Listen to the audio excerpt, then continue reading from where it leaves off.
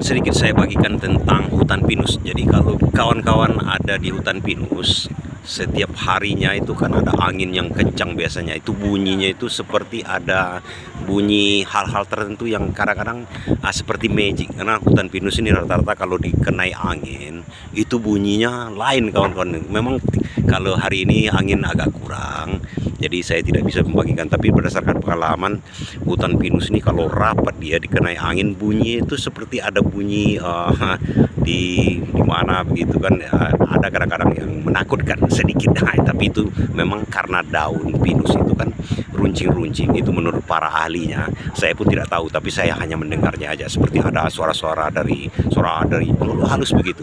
Begitu kira-kira. Sedikit saya bagikan, kalau ada di hutan pinus nggak usah takut, karena bunyi itu berdasarkan dari daun-daunnya yang dihembus oleh angin. Demikian sedikit saya bagikan ya.